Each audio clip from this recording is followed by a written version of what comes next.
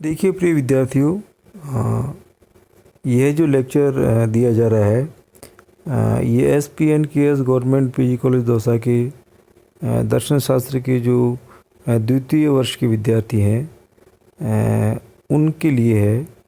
और जैसा आपको बताया जा चुका है कि फ़िलोसॉफ़ी सेकंड ईयर में 2 पेपर हैं।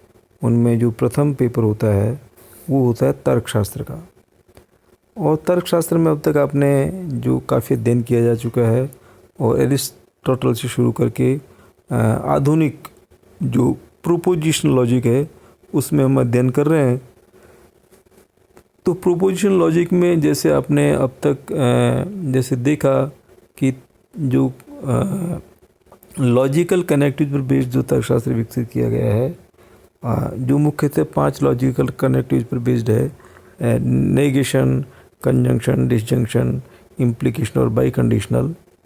और इन पर देख करके हम देखा कि भाई तर्कशास्त्र पूर्णतः एक आकारिक विज्ञान है, अर्थात यह सत्य असत्य यानी तर्क वाक्यों के सत्य असत्य का निर्धारण करने में इसका कोई सहयोग नहीं है।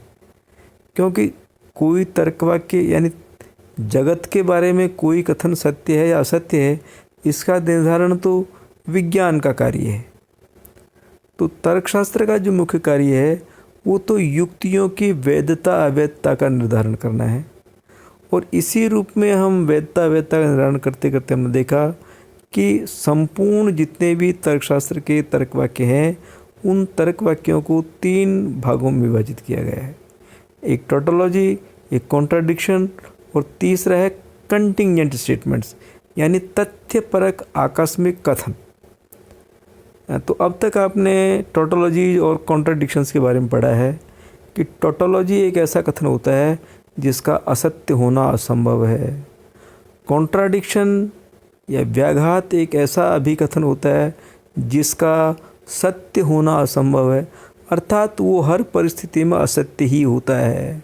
टोटोलॉजी हर परिस्थिति में सत्य ही होता है, अर्थात जिन पर देश काल का कोई प्रभाव नहीं पड़ता है।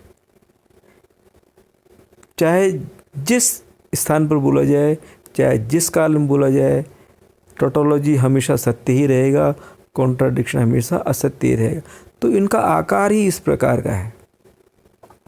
परंतु तीसरे प्रकार के जो अभिकथन है उनको नाम दिया गया है कॉन्टिंजेंट स्टेटमेंट अर्थात तथ्यात्मक स्टेटमेंट।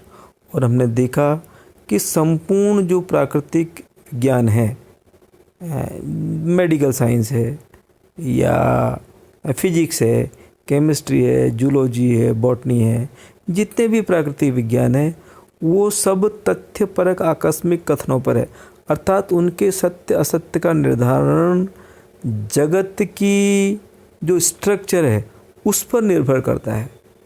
अर्थात तथ्यपरक स्टेटमेंट ऐसा नहीं है कि हमेशा टोटोलॉजी होंगे या हमेशा कॉन्ट्राडिक्शन होंगे, ये परिस्थितियों पर निर्भर करता है। इसलिए इनका प्रायोगिक महत्व है, यानी प्रयोगशाला में इनका परीक्षण संभव है और उस परीक्षण के आधार पर ही ये निर्धारित होता है कि अभिकथन सत्य है या असत्य है। इसलिए आपको सिर्फ इतना समझना है कि इनका महत्व क्या है, कि इनका कंटीजेंट स्टेटमेंट का, कि कॉन्टिजेंट स्टेटमेंट वैज्ञानिक विकास में बहुत सहायक है। यानी विज्ञान का अगर विकास होगा तो कंटीजेंट स्टेटमेंट्स के आधार पर ही होगा। गणित और लॉजिक जो है इनको निर्णय लेने में सहायक होते हैं सिर्फ। ठीक है बच्चों, थैंक यू।